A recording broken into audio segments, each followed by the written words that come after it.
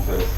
Blessings abound as morning comes around. A beautiful morning to you today, Tuesday, the 10th day in the month of September 2024. And it's a privilege and an honor to have each and every one of us alive and you over there watching us live. This is Galaxy Television. The program is Family and Values. I hope you had a restful night. It's another beautiful morning. And irrespective of whatever noise is going on around you or distractions, just be focused. Make sure your mind is on this note that you are here to listen and to grab one or two things from Family and Values this morning.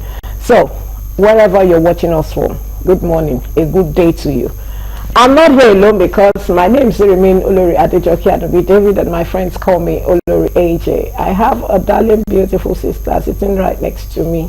She has a touch of yellow in her outfit, so do I have gold and a touch of blue and silver, and she decides to release her hair. You know, I hope you are not seeing the showers of blessing. Don't stay back, go out. Good morning to you. A beautiful morning to you. Princess Joy Ayo Abu. Done the introduction now, so let's start. Okay, good morning to our viewers. Welcome to Family and Values on Galaxy Television. Yes, I was telling somebody, I said the euphoria of school resumption is gradually calming down. Everybody is mixing. By Wednesday, everywhere will be fine. So yes, if the kids are still at home waiting for Wednesday or next week, you still have 1 week to get their mindset ready. My name still remains Princess Joy Eya, which has already done the introduction, but I said let me use my mouth and pronounce my name, you know? Better. Welcome to the show. Okay, so as we start the show, you said, no, till next week, and the euphoria will still continue. It just going out like that easily.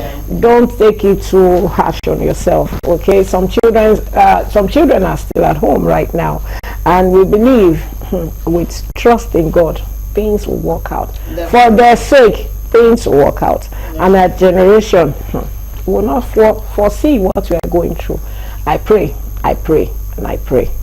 Okay, so even as we start the program, we need to be very fast as our guest is here all the way from Ibadan to join us. So let's decide to go on this mini feature. We'll be right back with our topic and our guest. Stay tuned. So Family and Values, you're very much welcome if you're just joining us, and we have our guest right here seated all the way from Ibadan. Can't you see that you are very, very blessed this morning? Anyway, I'm sure from our mini feature you must have seen or heard unveil the topic, but I will tell you still what the difference between home training and upbringing. Many times people will say you don't even have home training. I said they train me from home. What do you mean? I came from I'm from a home that, you know, I was all brought up. So this morning we're looking at the difference between home training and upbringing. Are they the same? What are the similarities? Or is there any thin line, you know? What are the qualities? And this morning to discuss this, we have one of our experts in the house, the son of the soil. He's a pastor, but he rather wants to be Oluremi Lawal. Remi Lawal is a parenting coach, an author, writer, and many other things you don't know. And if I start continuing, we may not finish this topic. It's so good to have you, sir. Thank you.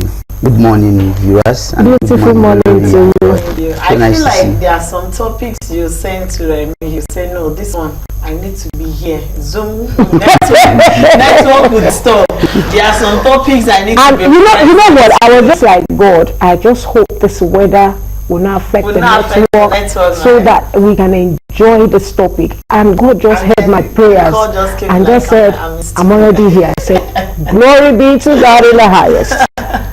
Welcome to the show. Good morning. Thank you for honoring our invitation once again. Okay, so we're looking at home training and the difference between home training and upbringing. And I want to ask, are there any difference? Can we spot any difference between these two, home training, upbringing? Yes, between home training and upbringing, the gulf is wide. The difference are very clear. You know, what we had back then was just home training. Upbringing was not part of it. Okay. Because we evolved to the point where we began to have upbringing. Now, would it also be safe to say it wasn't? I think it was, but it's just that it was not as prominent as it is right now. It is prominent, but it is not very effective. Then it was not prominent, it was highly effective. Now, home training is basically where we teach children manners. Now, let me give 2 words as we start: nature and nurture. Every child is born with about 20% of nature, and these are things that the child come with instinctively. Like you don't teach a child that he or she needs to take breast milk. You don't teach a child how to breathe, how to move the hands or move the legs, and at some point the child will just burst out and start talking. At some point the child will start walking. You don't tell a child it's time to walk. The child will just feel the urge that I need to stand up and start walking. All of us will wake up one morning and see the child crawling, we see the child walking, and then the child starts running. So what home training does is to latch onto nature, right, and then begin to use it to teach children manners. So that's what you do with home training. You teach a child how to exercise, how to cook, how to eat, how to greet, how to do basic things that we do. So that's home training, home management, how to manage yourself, cleanliness and all of that. You could bring in religion to some extent into home training. Then all you do is just teach the child how it happens here with home training. But when it comes to upbringing, you're beginning to look at a child's intra and interpersonal relationship. Home training will deal with intrapersonal relationship, but upbringing is actually dealing with interpersonal relationship. The child is now beginning to deal with others. So a child is not going to meet me and begin to tell me I know how to swim. It's inconsequential. I mean, it has no value. It's adding to me. That knowledge will not add value to me. But that's what he or she uses at home.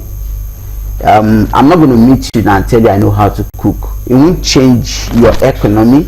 Neither is it going to change anything about you. It's just a knowledge that should be for me. So that's what home training does. It keeps me self-aware.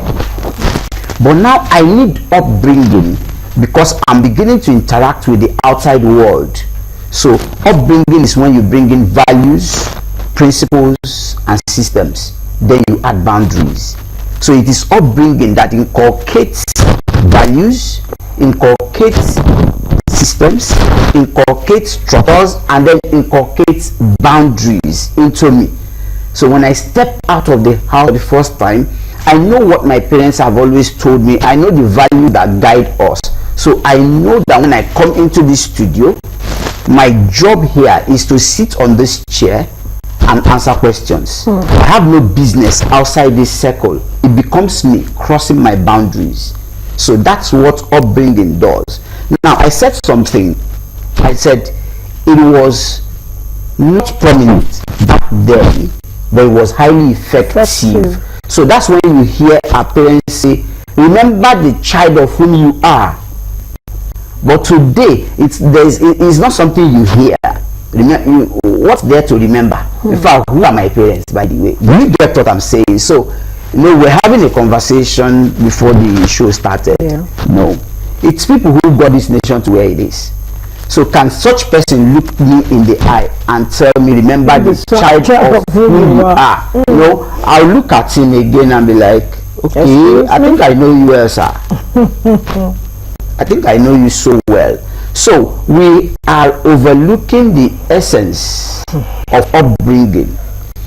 Though we are doing somewhat well in terms of home training, because it denies us our peace when a child is not home trained. Now, to take it further, you see that a child can talk well, not talk sensibly. There's a difference between talking well and talking sensibly. So that a child can talk well is training, but that a child can talk sensibly is upbringing. So we bring it now down to temperaments. You know, I hear people say, I'm an introverted person, so because of that, that's why I am like this. Just take me. No, being extroverted, it's not the same as being foolish, that you must say everything just because you are extroverted. Now, being introverted does not mean you should lock yourself up in the house and say you should know. You know me, I'm introverted. Okay, you are introverted. Sit there. Let every tree out there grow their fruits and come and deliver for you at home. No matter how rich you are, any fruit you desire, you find a way to go get it. If no tree will be kind enough to grow fruit and then come and deliver the fruits to you at home, no, it will never happen. So that I'm introverted, and then it determines my outward appearance and how I relate with my environment. They are two. It's difficult for people to believe that I'm an introverted person. Me seated here, very introverted. You know, I have a triangular life. My home, church, work. Home, church, work. And when I get home, the moment I enter, let it be 3 p.m., nothing takes me out again till the next day. So what I do is, when it's time to go home, I will stand and ask, what might I be needing? Or what is it that I will need after this time? I get everything, and once I get in, I lock the door. Others can go, but for me, just leave me in my space. So it takes a lot for me to go out. If you tell me today that you're having a party next week, I begin to develop blood pressure. How do I attend? If I can find excuses out, but that has not made me a stupid person. I have friends. I relate with friends. So when I go out there, there is a demand placed on me to interact with people. I'm not going to be giving them that excuse of I'm introverted. That's why I don't talk much. But if it is needed, I will do it. So parents would have to pay attention to the fact that, look, as I am home training a child to be homely, that's what home training does. I'm training a child to be homely. I should equally bring up the child, or give the child an upbringing that would aid external communication and interaction with the society. No matter what you do, you're still going to interact with them at some point. So that's the reason I said the gulf is wide. We use them interchangeably, but they don't mean the same thing. They do not. In upbringing, you're talking about values, principles, systems, structures, and boundaries. But in home training, you're talking about helping the child know how to take his bath, cleanliness, good dress sense, how to talk, not what to say. It is upbringing that will teach you what to say, but home training will teach you how to talk. Home training will teach you how to walk. Home training will teach you how to cook and how to do a few other things. So it makes you homely. But upbringing will inculcate inside of it, because upbringing is intentional. Okay, now you said a lot, and you talked about the qualities that differentiate those two, upbringing and home training, which of course you've already answered a question I would have asked, but I want us to keep from the side now. You know, like you said, they use the words interchangeably. A parent will say, I have trained my child properly, so whatever you see there, you're not saying it like, if you trained your child properly, I shouldn't be saying this now. Now, when we're talking about upbringing, you just gave me a different perspective of what upbringing should be all about. How do we balance the two in the life of a child? Because just like you said, in the course of home training, you can as well tell the child, okay, next time you talk politely, next time you don't do this, next time you greet. Those are part of the little. But now, how do we balance it so that the child doesn't miss out in either way? Because sometimes what we see outside is a child that know how to cook. That's why they'll say, no matter how you know how to cook, if you have a bad character, you can stay in the mouth. The soup won't be sweet. Because now a lady knows how to cook, she's clean, she's this. But then when she starts talking, you question the personality in her. It's the same thing with beauty. You can see a very fine girl, and they'll tell you this one don't get character at all. So because there is no balance, so how do we balance it so that parents will understand that as I'm home training, I should also be upbringing too? Fantastic. All right. To find the balance, if you go back to everything I have said, right, you will just pick the balance there. The balance is, I am home training you, right, so that you can be homely. At some point, you're gonna. There are three levels. We have the dependent stage, which every one of us went through. You depend on people for everything: your name, your religion, your tribe. You know, the school you go to, your clothes you wear, the food you will eat. You will depend on people. Then you move on to the independent stage, where you're beginning to take sole decision, responsibility for yourself to decide, okay, this is what I'm going to do. And then the third is interdependent stage, which is when you now begin to make decisions with and for people. So you're making decisions with and for people. Now, you need to understand that every child will cross these three. At the stage of dependence, that's when home training happens. That's when you do upbringing as well. Because when the child becomes independent, just like the Bible says, train up a child in the way he should go. When he is grown, he will expose the training you give to him or her. Fantastic. Do you understand? That's when it is growth that exposes training that we have given a child. So if you home train a child, like we would always say to women, which I find funny, you know, we make it look like the life of a woman is all about marriage. They'll say, Yorubas will say, is going with you. That's how you take it to your husband's house. Excuse me, she also has a boardroom life, not just bedroom life. She has a kitchen cabinet life, not just the kitchen that has cabinet life. You understand? So we must let children know that the life is not all about bedroom. There is also boardroom. So as you're raising your children, your female children, for the bedroom, raise them also for the boardroom. And you don't rule the boardroom with home training. I know how to sweep, because in the boardroom you shouldn't be the one sweeping. Do you understand? So you don't rule boardroom with cleanliness, that when you get there you're the one dusting the table.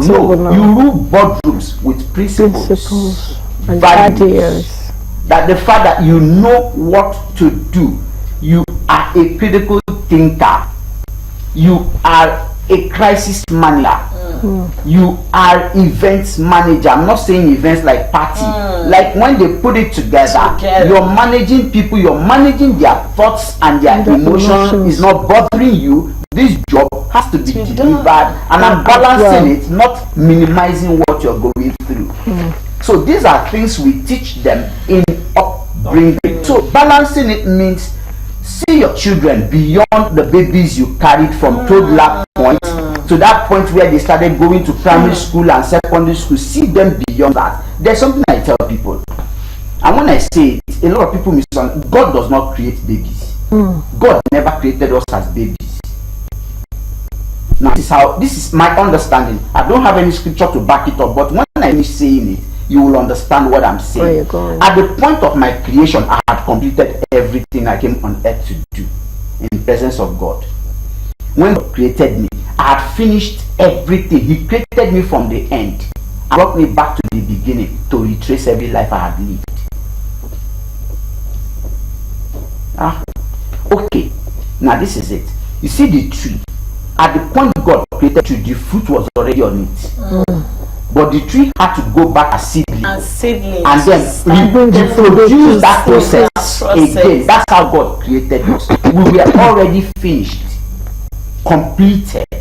So he now brought us back to the beginning. So why am I bringing this up? When you're raising your toddler, see beyond the toddler, see an adult. How do I want this toddler to behave in adulthood? So that's where upbringing comes in as your home training. So as your home training the child, teaching the child how to talk, you teach the child what to say. Preparing the child ahead of adulthood. Remembering that the scripture says it is that adulthood that will expose the upbringing you gave the child, not as a child. Our frustration is we're teaching children and we want them to be adults immediately. So that's why we flog children. That's why we yell. I say stop sitting down there. The child will still come back to sit down there. Because it's easier to understand the child. It doesn't understand the instruction you have given to your children. They hear. Yes. They study it. But at their time, it will come to effectiveness. That's it. Okay, it's time for us to go for our break right now as we take our word on marble. I guess it's still very much here and we cannot waste this time because he is from Ibadan. So for you, for us, for all of us, let's go for our word on marble. We'll be right back. You train them toddler as if they have to be when they grow up, as the adults you want them to be from toddler. So it's not that they are not hearing, they are hearing you. But when that time comes, the effectiveness of what you have been saying will actually come to light. So we've been talking about the difference between home training and upbringing. And Lawa has been dishing it out this morning. Okay. Can our upbringing affect our personality or our adulthood? You just said something like that too. I'm saying something like that. But what can be done to correct bad influence around your child as a single parent? Because at Tuesday most of the time we talk about single parenthood. It could be a very traumatizing experience for them. The work of two is now becoming one. So how can you help to bring up that child so that he will not be influenced by the bad environment you are from? Maybe that's the only place maybe you're looking at. Don't let me mention any area so that you will not start crucifying me. But maybe that's the area you are able to get a very good accommodation that you can pay for. And you want to protect, this child from every vices of influences, bad influences around. How do you manage it? So I have two questions for you. Can my upbringing my upbringing, can it influence my personality? Because I've explained it now, so don't let me put home training now. Can my upbringing, can it influence my personality or my adulthood? Definitely. Your upbringing would affect both your personality and your adulthood. Okay. Yeah, it will. How? Now, your personality is who you are. Just like I mentioned earlier, personality is about being introverted, being extroverted, all the things that Tim Lahai said about being a sanguine, a melancholy, all of that. That's your personality. So, but boxing your personality is lack of upbringing. When you box it to say, you should know that I get angry easily. So take me the way I am. No, the world is not meant to take you the way you are. It expects you to conform to what is accepted where you want to operate. Wow. You see, my challenge with people who box their personality, somebody say, you should know that I get angry easily. And since the day they gave birth to you, you have not gone to the army barrack to go and get angry. Angry! You never said you're angry and you see a moving vehicle and you stand and please, do you understand? So it means that at some point you're mindful. So upbringing would make you realize that this is not needed. This is not who I should be. Situations and circumstances have made me this. There's something I teach people in therapy: mindfulness or mind presence. There are things I do consciously. you'll be shocked that no matter how busy my mind is, I count steps when I'm using a staircase. I intentionally, because we breathe without knowing we are breathing. The day, if you can pause once in a while, in a day, to breathe consciously, you'll be able to put yourself in a mindful position. You know your environment. Do you know that? Because of lack of mindfulness, you passed a lot of people this morning you didn't take note of. That you know. You didn't take note of it. And it's bad. That's stress. That's pressure. That's depression coming closer. Practice mindfulness. Sometimes just pause and take a look at yourself. Be mindful. Just be mindful. And then pause and say, let me see. How many times will I breathe in the next 1 minute? It keeps your mind at peace. See, whatever you cannot change, you cannot change it. You cannot change it. So the best is Whatever accept. So back to what you said, can my environment affect my upbringing? Very yes. Which is why when you spoke something earlier, you talked about single parenthood. You see, if there are some of them who are watching me now, there are people who have husbands at home. They are still single parents. So single parenting is not about one it's a general thing. Has left and the other person is there. This thing I said a few seconds ago before I mentioned this single parenting is what I'm asking you to do. Practice mindfulness. You see, what we do is when the husband leaves, all our attention becomes on the husband that left. So life stops at that husband. And when they come to me, I just tell them, do you know when you died, do you know what we write on your cenotaph? And she lived and married this man and the man divorced her. That's all you lived for. And you forget that marriage is not what your life is all about. Marriage is just an aspect of your life. So you're not going to destroy the entire thing just because one failed. And that one that failed does not make you a failure. No, that your marriage failed does not make you a failure. Oh my You're God. not a failure. Try and understand that. See, if it has to do with me and somebody, I'm not in control. I don't know if you're getting me. Yes. Anything that two people will do can suffer if we both don't join hands together to agree on how to do it. The Igbos have a saying that any dog that is being fed by two people will die of hunger. Because I will wake up in the morning before you. I will think you will feed the dog. So I will go. You will think that I have fed the dog. You will go. Oh my God. But if both of us don't sit down to agree that, okay, if you wake up before me, feed the dog. So that's what will make you, when you wake up, you will realize, because there's an existing agreement that if he wakes up before me, he will feed the dog. Do you understand? So I didn't fail to feed the dog because I'm a bad person. I didn't feed the dog because I thought you have fed the dog. So this single parenthood thing is, can you just accept what has happened while you're looking for solution? Face what the reality is. Reality is a leveler any day. What is the reality? The man or the woman has left. What is right now on ground? I have a child to raise or children to raise. Can I face that while I'm looking for the other place to fix it, if I am able to? If I'm not able to, face the reality and then move on. So, but because we are not mindful of the reality on ground, we want to bring back the hand of time. There are some times that when they pass, they are past. You cannot be back. You cannot retrieve it back. So, but face the one. You see the one that is there now. That's the assignment you need to face. So why most children who grow up with single parents suffer is because the parents is not even aware that they are there. That's why I said a lot of us passed so many people this morning that we didn't take conscious of it. That's it. So you need to start practicing mindfulness. Like I said, once in a while, as you're going, just pause. If you're driving, tell yourself, I want to see how many white cars that will pass me as I'm driving. Just pay attention. It keeps you conscious of yourself at that moment. Can I tell you something?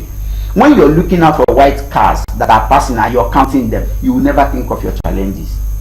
You're far away from depression. Far away. I said, when I'm coming up, I will count the stairs. When I'm going down, I'll count again. If I use the one in my house, in fact, I've counted it more than 1,000,000 times. I will count. just for me to practice mindfulness. Mindfulness. So in terms of environment, see, if you're privileged to go live in certain environment, and that's where you can afford at the moment, it's not a bad thing, in all honesty. But if you have done upbringing, Right. home will call. Now let me bring it home. Let me bring it home. In the book of Luke chapter 15, that's the story of the prodigal son. Yes. When the boy went away, the father never reported to anybody. The father never prayed. The father never waited outside for him. The father knew one thing: I gave this boy upbringing, home will call. And truly, guess what happened? When he was tired, he said, in my father's house. So remember that upbringing, home will call at any point in time. But if your child did not, if your child fails to come back, it's because there was no home. There was no upbringing, no home in the first place. Home will always call, and every child will come back home, no matter how far. Every child will come back if the child received hope, reading. Oh my God! Don't forget, what did I say we do in upbringing? We teach principles. We teach core intercultural and intercultural, we teach structures, and above all, we teach boundaries. The moment the boy crossed the boundary, he realized it instantly. What am I doing here? I shouldn't be here. Why am I here? So home called, in my father's house. It is not like this. He came back home. The man never prayed. The man never went in search of him. The man never did anything. The man just was so sure that home will call. So when you give your children upbringing, put them in the midst of 1,000 untrained children. They will come because they will stand out. Because it's about nature. Yes. See, no matter what you do, if you put iron in the midst of 1 billion wolves, it will iron will stand out. Touching is touching, we just know that something is different amongst this iron. So if you have not sharpened iron, that's where you'll be afraid. Oh my God! That my son is in the midst of. Let him go. Let him go. What did I say earlier? It is growth that will expose the training. Now, you see, this morning I feel so neglected. I have similar to what growing up, we had this family friend of ours. All his children were outside, and I will be wondering. He said, all my children know that anywhere they are, every 2 years, everybody will come home for Christmas. I'm alive, I'm not alive. And it's been a tradition today. Now, you see, you just said something, and I now realize that. So, why a lot of parents worry? My child, hey, he's in all girls school. Hey, I can't send my child outside the country. It's because they've not been proper upbringing. You've missed it. You just spent all the time doing home training, so they are not going anywhere. They'll be home. So the moment they step outside like this, your BP is up, your BP is jumping.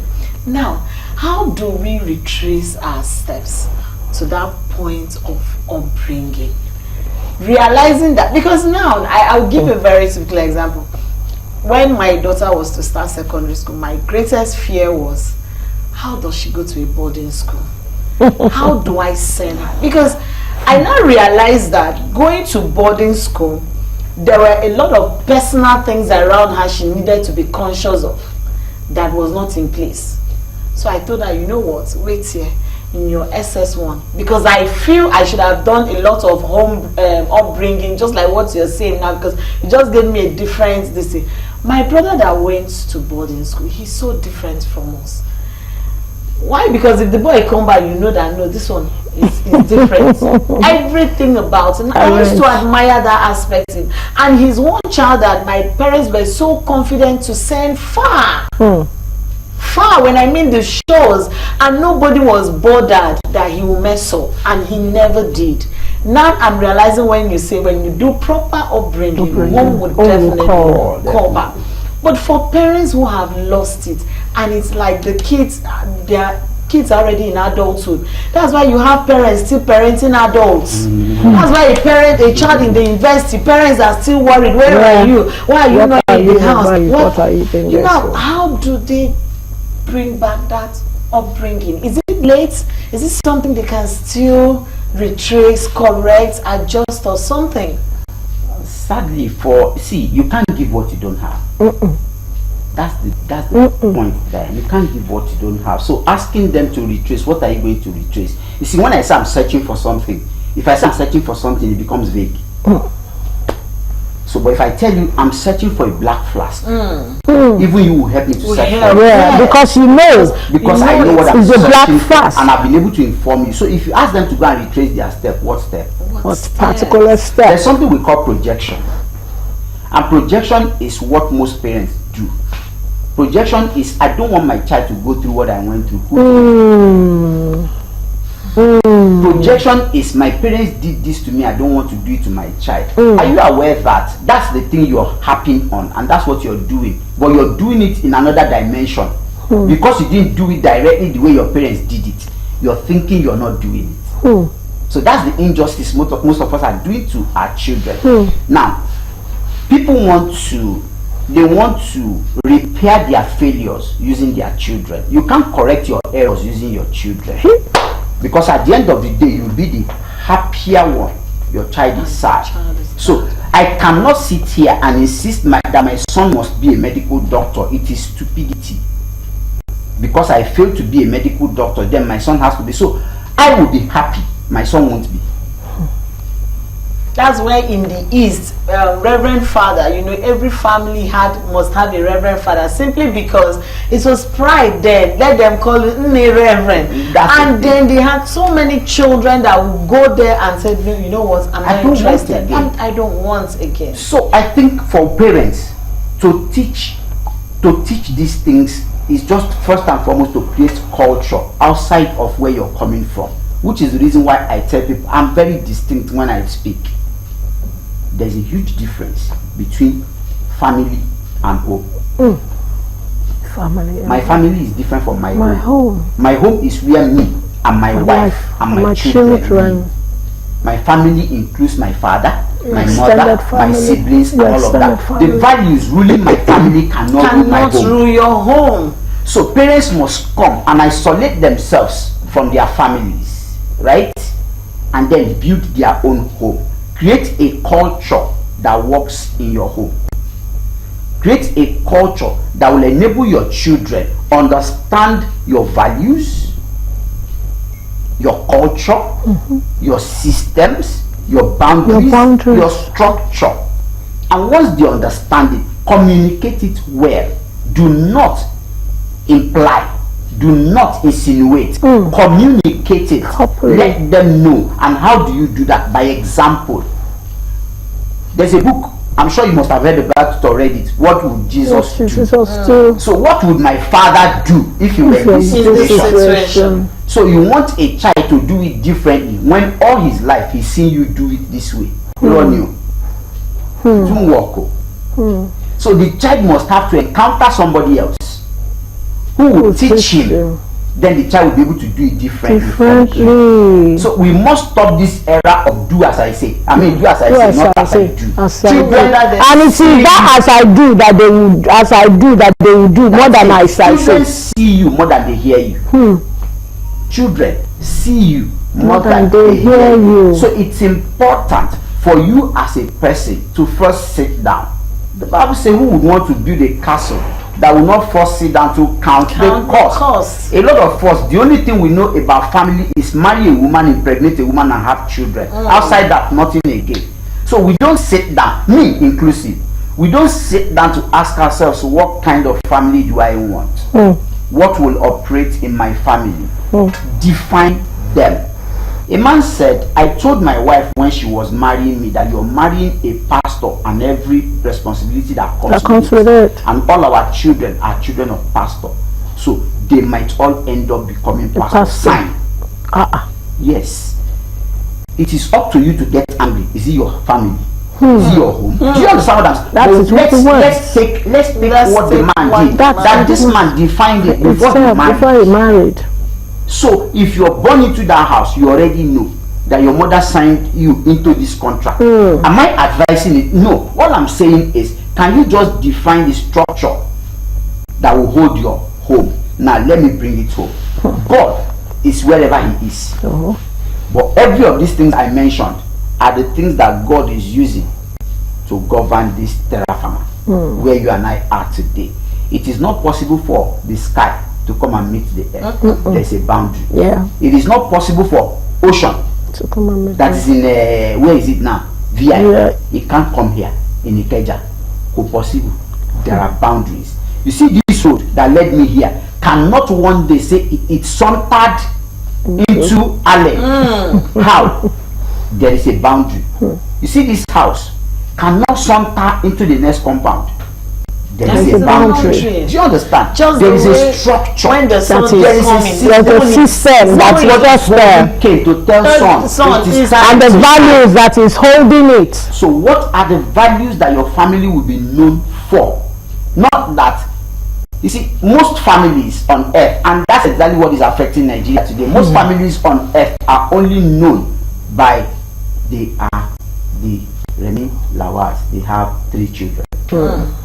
Outside that, in this nothing family, more. In this family. it is This So is when you now put them in places of authority, the only thing that is guiding them is We are just three. We are 3. we are 3. We have 3 children. That's all. And you don't use that information to govern anywhere. You will not. You will fail. That's why you see most of our leaders are. Failing. I didn't say that. So that when they come, they won't come for me. They are failing. Because They are not making it right. I am from this family. We have 7 children. 3 male, 4 For female. female. No more, nothing more. Nothing more. What are the values guiding you? Those What are 7. the things that we can say? No, this family cannot Not Do it. The person who was the chairman at my wedding reception is the Teach us bursar of Federal University of Agriculture, Abeokuta. I read on the news that they said he embezzled money, and I told to my wife, I said, it's a lie. That watch in the next few days, you will hear the contrary story. And before 3 days, they released the man. He's still on his job, except he has retired because I've not heard from him recently. So what is that thing that people can beat their chest to say, is it those people? Yeah, forget it. No, they can't do it. It's those, that's their talking trade. They will do it. That's what they are known for. They are fighters. But you see, these ones, they are defenders of the law. How many families are known by that? And then you want your children to grow on the tree of pineapple and become purple. Okay, it's not. He has really finished the whole thing as it is. When I had my first miscarriage, and I was told that in this family we don't give birth to male children as first. Okay. So now I'm trying to really. I want to believe that we have been able to pick very strong points when it comes to upbringing.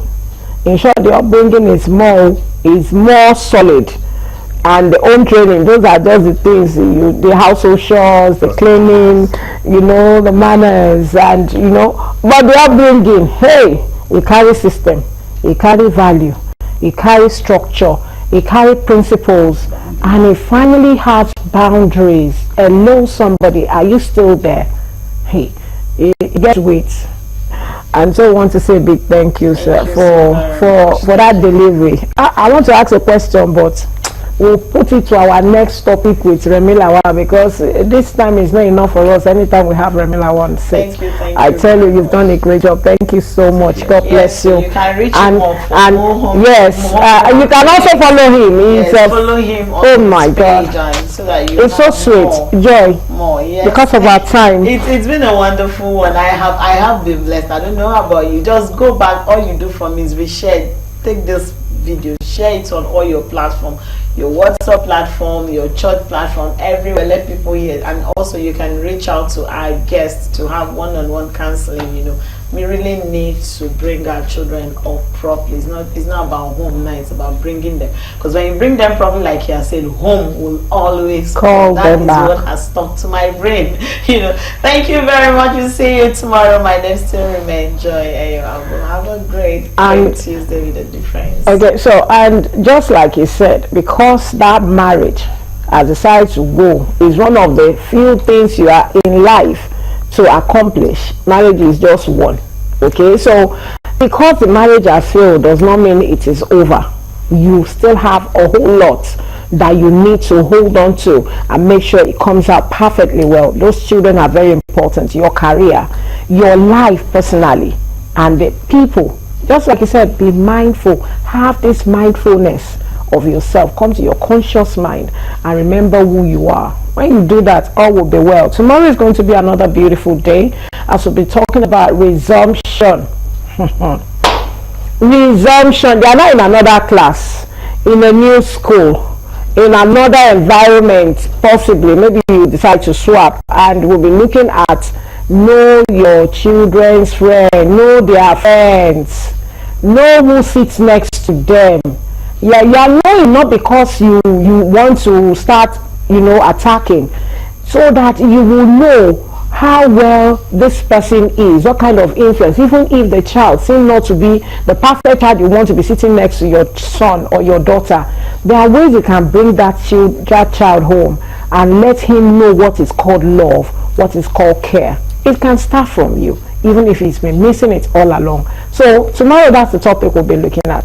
Now, I want to believe that you'll be ready to learn one or two things. Have a beautiful day today. I want to say a big thank you to everyone who has made today's program a success. Thank you to all our guests, and also to all our production person, from the camera to the MCR, our HOP, our SM, and to the president of Galaxy. Thank you so much to everyone. Our editor, God bless you too, and our voices. We love you. My name is Have a splendid day ahead of you, and see you tomorrow. Bye for now.